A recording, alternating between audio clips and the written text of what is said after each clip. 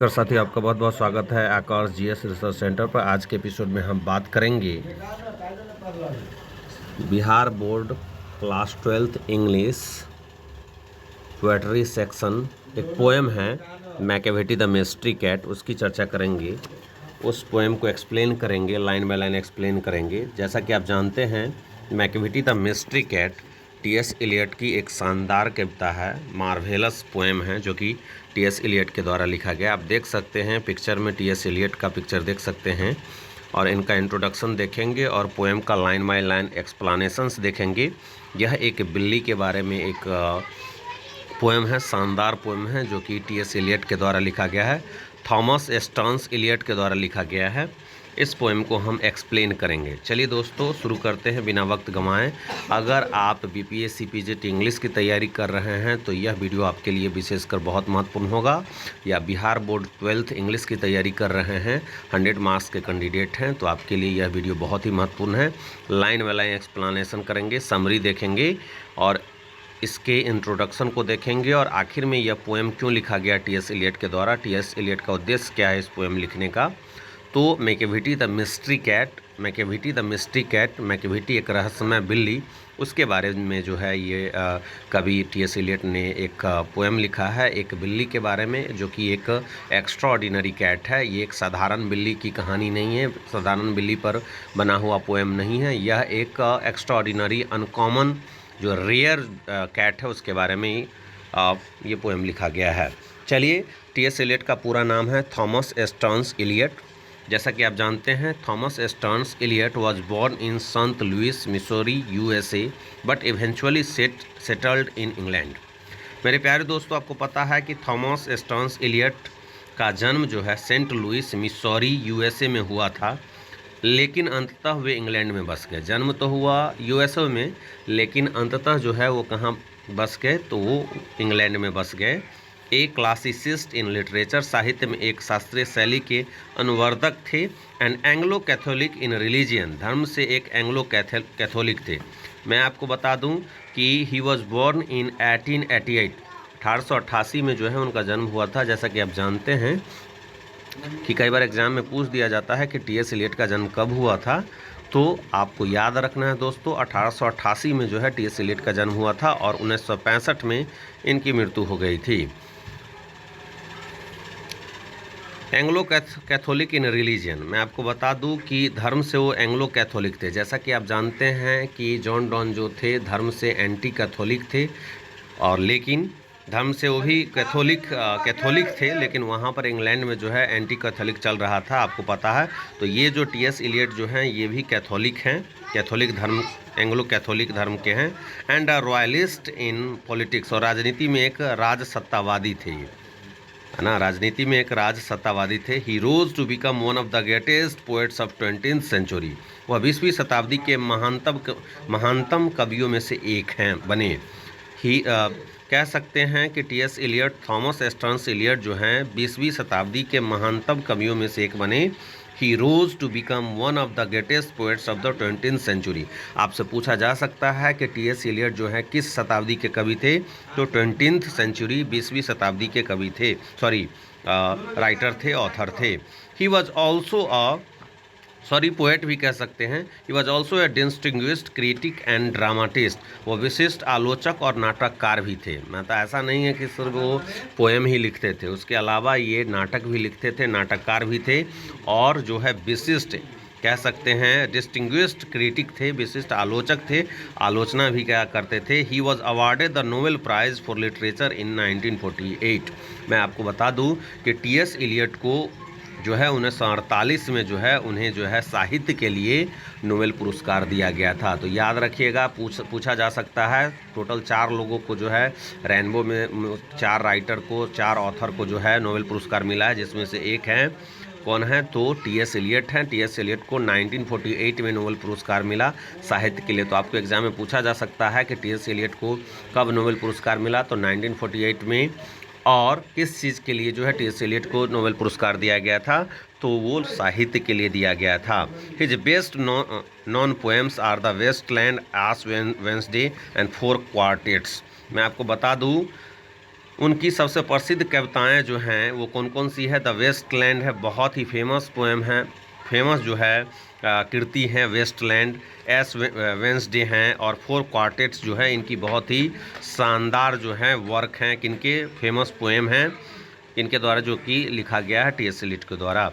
As a poet and spokesman of for his age, अपने समय के कवि और प्रवक्ता के रूप में ये जाने जाते हैं। He is truly represent the intellectual, social and philosophical moods of the 20th century. वास्तव में 20वीं सदी के बौद्धिक, सामाजिक और दार्शनिक मनोदशा का प्रतिनिधित्व करते हैं। मतलब 20वीं शताब्दी में जो है बौद्धिक, सामाजिक और दार्शनिक मनोदशा कैसी थी उसको रिप्रेजेंट करते हैं कौन? तो टी.एस. एलियट। उस समय में 20वीं शताब्दी में जो है वो बौद्धिक स्थिति कैसा था, बौद्धिक सिचुएशन कैसा था, सामाजिक स्थिति कैसा था और दार्शनिक मनोदशा कैसा था, उसको प्रतिनिधित्व करने का काम करते हैं, उसके बारे में बताने का काम करते हैं T.S.. Elliott. The present poem Machiavelli the mystic cat, प्रस्तुत कविता जो है is from his collections called old पॉसम्स books of practical cats. यह जो प्रस्तुत कविता जो है वो लिया गया है उनके संग्रह old पॉसम्स book of practical cat से लिया गया है। तो कई बार एग्जाम में पूछ दिया जाएगा कि मैकियावेली द मिस्टिक कैट जो लिया गया है वो कहाँ से लिया गया है, तो इन्हीं का कलेक्शन है old पॉसम्स book of practical cat से लिया गया है। तो ये जो Machiavelli the mystic cat poem है उनके कलेक्शन, टी.एस. एलियट के collection old पॉसम्स book of practical cat से लिया गया है, which was made into very successful music on stage by the great composer sir Andrew Lloyd weber, जिसने महान संगीतकार सर एंड्रयू लॉयड वेबर द्वारा मंच पर बहुत ही सफल संगीत में बदला था।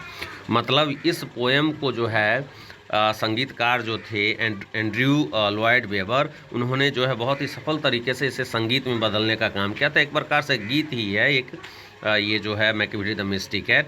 It is a light poem in the mock heroic vein, यह बहादुरी के प्रदर्शन पर एक हल्की फुल्की कविता है। यह एक कैट के बहादुरी के बारे में बताया गया कि इस प्रकार से कैट कितना बहादुर होता है, उस पर जो है एक हल्की फुल्की कविता लिखी गई है। बहुत भारी कविता नहीं है, बहुत ही हल्की फुल्की कविता है जो टी.एस. एलियट के द्वारा, लेकिन इसमें एक बिल्ली के बहादुरी की चर्चा की गई है कि एक बिल्ली भी इतना जो है बहादुर हो सकता है, कोई कैसे विश्वास कर सकता है। लेकिन इस प्रकार की बिल्ली के बारे में बात करते हैं T.S.. Elliott. It does not need any सोलेमन और डिटेल एनालिसिस, इसे किसी गंभीर या विस्तृत विश्लेषण की आवश्यकता नहीं है। Its charms comes from its neat rhymes and galloping rhythms as well as the comic effect of master criminal who is in fact a cat. इसका आकर्षण इसके स्पष्ट तुकबंदी और धाराप्रवाह लय के साथ साथ एक शैतान अपराधी का हास्य प्रभाव है जो वास्तव में एक बिल्ली है। तो यह एक बिल्ली की कहानी है, एक बिल्ली पर आधारित एक पोएम है, शानदार पोएम है। इस पोएम की जितनी तारीफ़ की जाए उतनी कम है। टी.एस. एलियट ने शानदार अपने इस पोएम के माध्यम से एक बिल्ली के बहादुरी के बारे में जो है चर्चा इन्होंने किया है। तो देख सकते हैं यह जो है एक सातिर अपराधी है ये बिल्ली, और जैसा कि आप देख सकते हैं कि नोबेल प्राइज़ जो है इन्हें साहित्य के लिए 1948 में मिला। इनके कुछ वर्क है जो आपको ब्रेन में रखने हैं। वेस्टलैंड है, एस वेडनेसडे हैं और 4 क्वार्टेट्स हैं। तो ये जो है क्वेश्चन आपको पूछा, अब लाइन बाय लाइन एक्सप्लेनेशन हम करेंगे।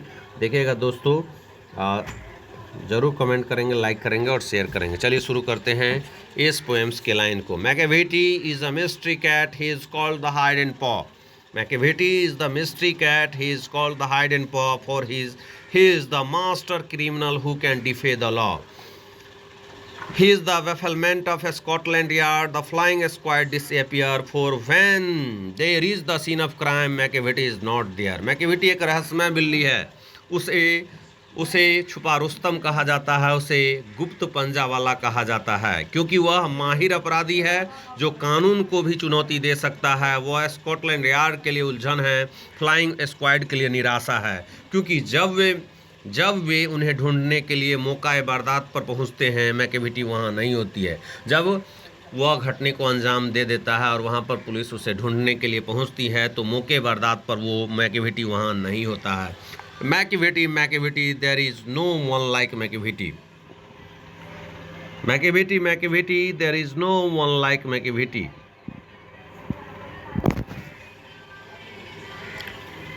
Macavity, there is no one like Macavity. Macavity जैसा कोई नहीं। He is broken every human law. He has broken every human law. He breaks the law of gravity. His power of levitation would make a fakir stare, and when you reach the scene of crime, Macavity is not there. Macavity जैसा कोई नहीं। मतलब Macavity के इस कारनामे को लेकर के, कारनामा की वजह से यहाँ पर पोएट भी जो है अस्तब्ध है। पोएट भी उसके बहादुरी, उसके आश्चर्यजनक कार्य को यहाँ पर एक्सप्रेस कर रहे हैं। कहते हैं कभी यहाँ पर मैकेविटी जैसा कोई नहीं। उसने इंसान के बनाए हर कानून को तोड़ दिया। इंसान ने जो भी कानून बनाया है उस सारे कानून को उसने तोड़ दिया है। वह गुरुत्वाकर्षण के कानून को तोड़ता है, ये प्रकृति के नियमों को तोड़ता है। प्रकृति ने जो गुरुत्वाकर्षण का नियम बनाया है, गुरुत्वाकर्षण का कानून बनाया है, उसको भी ये तोड़ता है। उसकी कुव्वत परवाज़ फ़कीर को हैरान व परेशान कर देती है। यह एक ऐसी बिल्ली है जो फ़कीर को भी देखने पर मजबूर कर देती है। फ़कीर भी जो है एक टक लगा करके उसे देखती रहती है। जब मौका वारदात पर लोग पहुंचते हैं, पुलिस वाले पहुंचते हैं, तो मैकेविटी वहां नहीं होती है।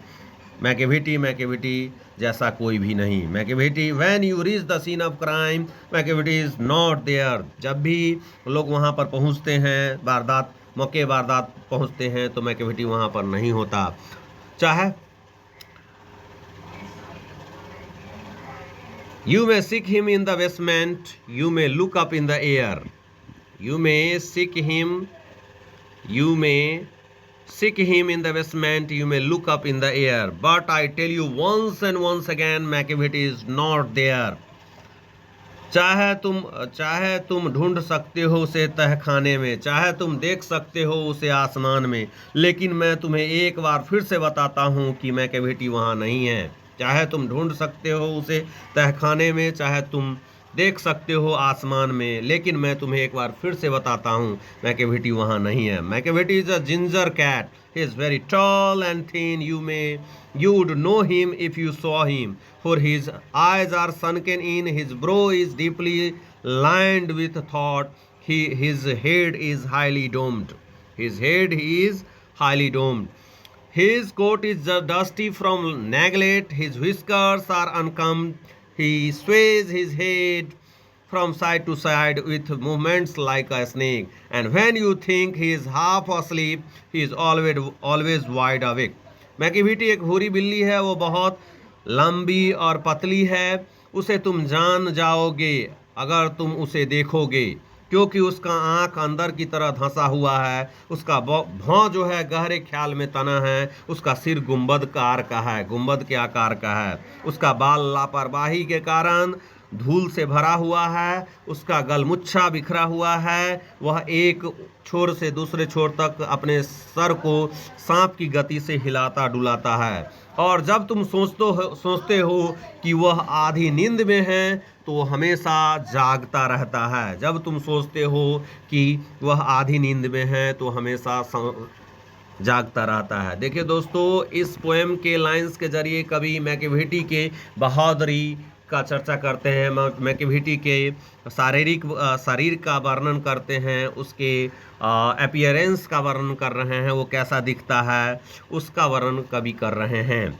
Macavity there is no one like Macavity. He is a find in feline shape, a monster of depravity. You may meet him in a by street, you may see him in the square, but when a crime is discovered, then Macavity is not there. Macavity जैसा कोई नहीं। Macavity जैसा कोई नहीं, क्योंकि वह एक शैतान है बिल्ली के रूप में।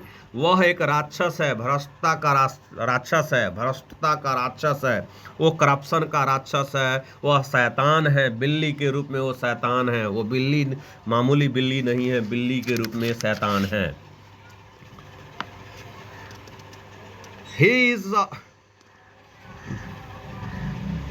तुम उसे मिल सकते हो गली कुंचों में, तुम उसे देख सकते हो चौराहे पर, लेकिन वह जब अपराध का पता चलता है तो मैकेविटी वहाँ नहीं होता है। घटने को अंजाम देता है, लेकिन वह वहाँ पर नहीं होता। जब तुम उसे खोजने के लिए जाते हो, जब भी वो घटने को अंजाम देता है, तो उसे कोई घटना को अंजाम देते हुए नहीं देखता, क्योंकि जब भी कोई उसे पकड़ने के लिए घटना के अंजाम के जगह पर पहुँचता है, तो मैकेविटी वहाँ पर नहीं होता है। कभी बहुत ज़्यादा आश्चर्यचकित हैं, कभी भी अपने आप को रह नहीं पा रहे हैं और उनके बारे में बता रहे हैं। ही इज़ आउटवर्डली रिस्पेक्टेबल, दे से ही chits eight cards and his footprints are not found in any file of Scotland Yard. And when the larders looted, or the jewel case is rifled, or when the milk is missing, or another piggies been stifled, or the greenhouse glass is broken and trellis past repair, hey, there is the wonder of the thing, McAvity is not there. वह बाहर से बड़ा सज्जन है, बाहर से बिल्कुल सज्जन दिखता है। वे कहते हैं कि वह ताश के पत्तों में चूना लगाता है और उसके पैरों के निशान स्कॉटलैंड यार्ड के किसी भी फाइल में नहीं पाए जाते। स्कॉटलैंड यार्ड का यहाँ लंदन पुलिस का जो हेडक्वार्टर है, वहाँ पर भी जब उसके पैरों के चिन्ह को ढूंढा जाता है तो वहाँ पर भी इस मैकविटी बिल्ली के पैरों के जो है चिन्ह का जो है पैरों के निशान वहाँ पर नहीं मिलते। जब गोदाम लूटा जाता है, जवाहरात लूटा जाता है, दूध गायब होता है, तो कोई दूसरे एक छोटे कुत्ते की ये जो है पैकीज जो है छोटे कुत्ते की प्रजाति का नाम होता है, दूसरे पे के बिल्ली का दुश्मन माना जाता है, का गला दबाया जाता है। ग्रीन हाउस का शीशा टूटता है, भूत में कोई सलाखे की मरम्मत की जाती है। ये राज की बात है, मैकविटी वहाँ नहीं होती। यह एक राज की बात है कि मैकविटी वहाँ नहीं होती। हर घटने को अंजाम देती है, बड़े बड़े घटना को अंजाम देती है, दूध गायब कर देती है, लार्डर लूट लेती है, ज्वेल केस लूट लेती है, लेकिन बिल्ली वहाँ पर नहीं होती, मैकविटी नहीं होती है। एक और आश्चर्यजनक घटना घटती है, पूरे लंदन पुलिस को चैलेंज किए हुए है। ये मानव के सारे नियमों को तोड़ देती है, यह प्रकृति के बनाए गए गुरुत्वाकर्षण के नियम को तोड़ देती है, यह संसार में सारे नियमों को तोड़ती है। और जब भी उसे ढूंढा जाता है, पकड़ने का प्रयास किया जाता है, मैकविटी वहाँ पर नहीं होती है। And when the foreign office find a treatise gone astray, or the Admiralty lose some plans and drawings by the way, there may be a scrap of paper in the hall or on the stair, but it is useless to investigate. McAvity is not there. और कोई विदेशी संस्था कोई समझौतों को भटकता हुआ पाती है और कोई नौसेना विभाग अपने कुछ आलेख या नक्शे रास्ते में ही गवा देती है। हाल में या सीढ़ी पर पेपर का रद्दी हो सकता है, लेकिन यह जांच करना बेकार है क्योंकि मैकविटी वहां नहीं होती है। जितने भी डिपार्टमेंट इसके बारे में जांच करती है, कुछ भी इनको हाथ नहीं लगता है, क्योंकि यह जांच करना क्या है, it is useless to investigate, क्योंकि मैकविटी वहाँ नहीं होती है, मैकविटी वहाँ नहीं होती है। And when the loss has been disclose, the secret service से it must have been Macavity, but he is a mile away. You will be sure to find him resting और लीकिंग अप हिज थम और engage in doing complicated long division sums. जब नुकसान का खुलासा किया जाता है, गुप्त सेवा विभाग कहता है यह अवश्य मैकविटी का काम होगा, डेफिनेटली मैकविटी का ही काम होगा, लेकिन वह तब तक एक मील दूर चला जाता है। तुम जरूर उसे आराम करते हुए पा सकते हो, अपना अंगूठा चाटते पाओगे या धनराशि के लंबे पेचीदे हिसाब किताब करते हुए मग्न पाओगे। Macavity, there is no one like Macavity, there never was a cat of such डिसाइटफुलनेस and सुवेविटी। He always has an alibi and one or two to spare. At whatever time the deed took place, McAvity was not there.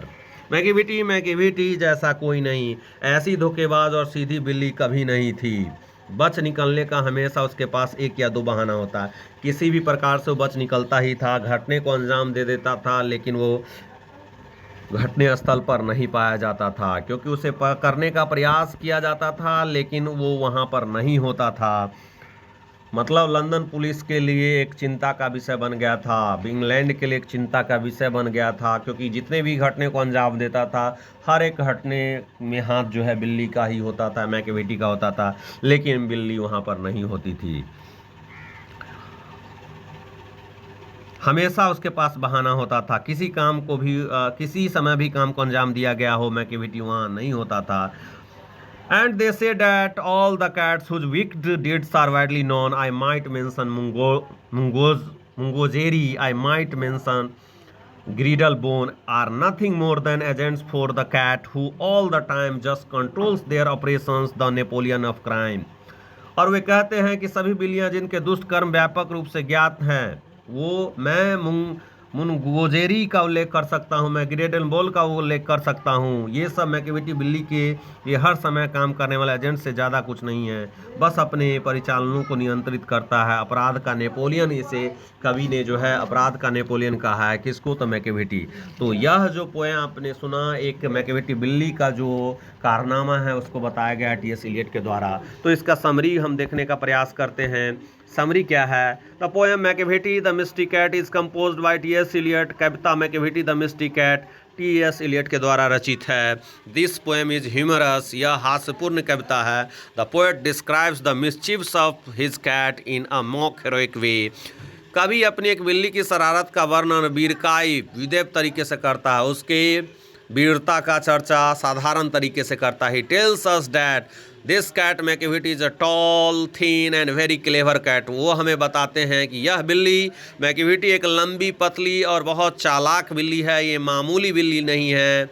यह एक light poem है, हल्की कविता है, but एक बिल्ली की बहादुरी की चर्चा कवि करते हैं। कवि कहते हैं कि ये लंबी है, पतली है, लेकिन बहुत ही स्मार्ट कैट है। It is so smart that the poet calls it a hidden पॉ। ये इतना स्मार्ट है कि इसे छुपा रुस्तम, कवि इसे छुपा रुस्तम कहते हैं। मतलब इतना स्मार्ट है ये जो बिल्ली, इसे कभी छुपा रुस्तम कहते हैं। व्हेन इट कमिट्स क्राइम, जब भी यह कभी अपराध करता है, it never leaves behind any sign of his crime. जब भी ये अपराध करता है, अपराध के किसी भी निशान को अपने पीछे नहीं छोड़ता, किसी भी साक्ष्य को अपने पीछे नहीं छोड़ता। यह क्राइम को बहुत ही चालाकी से करता है, इसलिए कवि ने इसे स्मार्ट कैट, बहुत ही स्मार्ट कैट कहा है।